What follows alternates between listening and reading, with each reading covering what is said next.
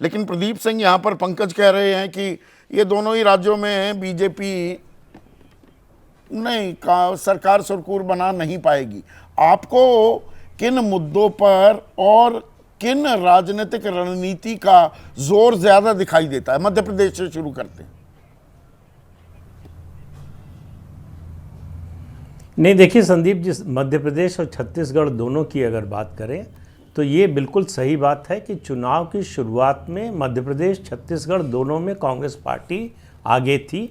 मध्य प्रदेश में उसको अच्छा खासा एज था और छत्तीसगढ़ में तो बहुत आगे थी। लेकिन जैसे जैसे चुनाव बढ़ा है, मध्य प्रदेश की तुलना में बीजेपी ने छत्तीसगढ़ में ज़्यादा इम्प्रूव किया है। वो लड़ाई बड़ी क्लोज हो गई है। यशवंत तो उसको ज़्यादा विस्तार से बता सकते हैं कि छत्तीसगढ़ की लड़ाई जो एक तरफा दिख रही थी शुरू में कि कांग्रेस के जीतने में कोई शक ही नहीं है, वो अब ऐसा नहीं लग रहा है। मैं ये नहीं कह रहा हूँ कांग्रेस हारने जा रही है या बीजेपी की सरकार बनने जा रही है, लेकिन कांग्रेस को बीजेपी बहुत तगड़ी टक्कर छत्तीसगढ़ में दे रही है, इसमें कोई दो राय नहीं। इसमें मध्य प्रदेश में प्रदीप जी एक मिनट छत्तीसगढ़ का जो आप आकलन कर रहे हैं, क्या उसके पीछे एक बड़ी वजह यह है कि ये सीधी कांग्रेस बीजेपी के बीच जो टक्कर मानी जा रही थी और कांग्रेस उसमें काफी आगे दिख रही थी, दरअसल हमने दिल्ली में यहां बैठे बैठे जो आदिवासी पार्टी बन गई, क्रिश्चियन पार्टी हैं, आम आदमी पार्टी ने जिस तरह के उम्मीदवार खास बस्तर और आदिवासी इलाके में खड़े कर दिए, तो वो जो वोटों का छितराव हुआ है, क्या उसका आकलन करके आप इस नतीजे पर पहुंच रहे? नहीं, मुझे नहीं लगता कि ये छोटी पार्टियां कोई बड़ा अंतर डालने वाली हैं। किसी एकाध कॉन्स्टिट्यूंसी में जहां जीत हार का मार्जिन 500, 700, 1000 वोट का हो, वो जरूर प्रभावित कर सकती हैं, लेकिन पूरे प्रदेश के चुनाव को प्रभावित करने वाली हैं ये छोटी पार्टियां, मुझे ऐसा नहीं लगता। ये जो अंतर आया है ये बीजेपी की लीडरशिप के रियलाइजेशन के बाद। बीजेपी की लीडरशिप ने छत्तीसगढ़ को छोड़ दिया था ये मानकर कि हम जीतने वाले नहीं, लेकिन उसके बाद जब मध्य प्रदेश और छत्तीसगढ़ दोनों का चार्ज लिया अमित शाह ने, उसके बाद से स्थितियां बदलना शुरू हुई। उन्होंने जिस तरह से संगठन को चुस्त दुरुस्त किया है, ये विश्वास दिलाया पार्टी को कि हम जीते भले नहीं, लेकिन हम बहुत अच्छी फाइट देने की स्थिति में हैं। तो छत्तीसगढ़ में जो स्थिति बदली है वो बीजेपी ने अपनी ताकत को रियलाइज़ किया है। उसके बाद ये मानकर कि हमको लड़ना चाहिए, पूरी ताकत से लड़ना चाहिए, और रमन सिंह को टिकट देना मेरा मानना है कि ये एक इन्फ्लेक्शन पॉइंट की तरह है कि बीजेपी ने रियलाइज़ किया कि रमन सिंह का कोई विकल्प उनके पास है नहीं। 5 साल में कोई अल्टरनेटिव लीडरशिप खड़ी नहीं कर पाए और रमन सिंह आज भी लोकप्रिय हैं। तो उसका इन सब चीज़ों का मिला जुला कर छत्तीसगढ़ में असर हुआ है। तो मतलब डैमेज कंट्रोल हो गया है या शत्रपों की अनदेखी?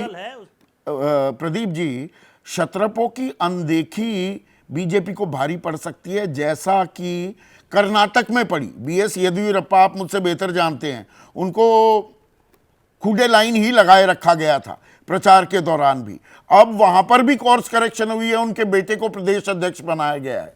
तो ये कोर्स करेक्शन हो गई है या उसकी कोशिशें की गई? क्योंकि चेहरा तो ना रमन सिंह है और ना अभी शिवराज सिंह चौहान मुख्यमंत्री के तौर पर।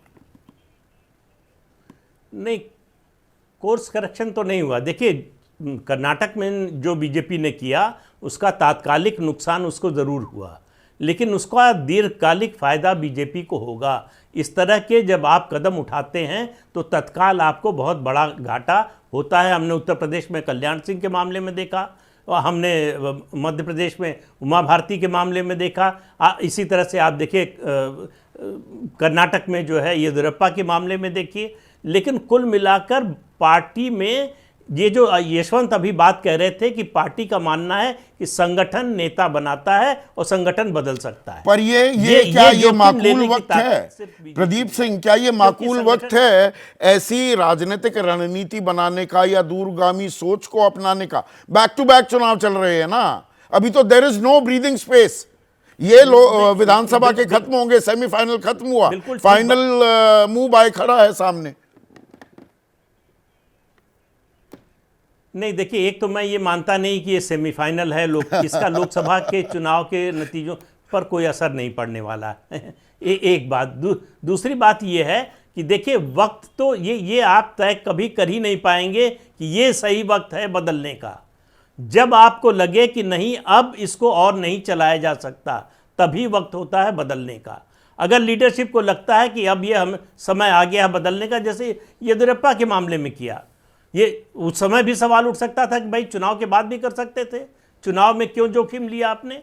तो जोखिम लेंगे तभी आप बदलाव ला सकते हैं, तभी आप नई लीडरशिप खड़ी कर सकते हैं। और मेरा मानना है कि अगर, बहुत बड़ा अगर है, अगर छत्तीसगढ़ में बीजेपी की सरकार बनती है और राजस्थान में बनती है, तो दोनों जगह लीडरशिप में चेंज आपको देखने को मिलेगा। लीडरशिप में चेंज आपको देखने को मिलेगा, ये मतलब इरिवर्सिबल उस राह पर चल पड़ी है बीजेपी, अब कोई यू टर्न नहीं लेने वाली है। जैसे ही घड़ी का काटा दोपहर 2:30 पे आए, बबीता जी का दिल सास बहू साजिश के लिए मचल जाए। और ये है इनकी बहू, पूरे दिन ऑफिस की टेंशन हो जाए गॉन जब ये करें अपना फेवरेट शो फ्री टाइम पे ऑन।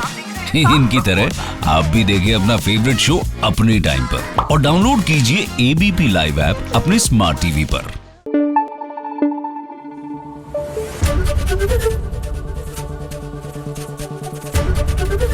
एबीपी न्यूज आपको रखे आगे।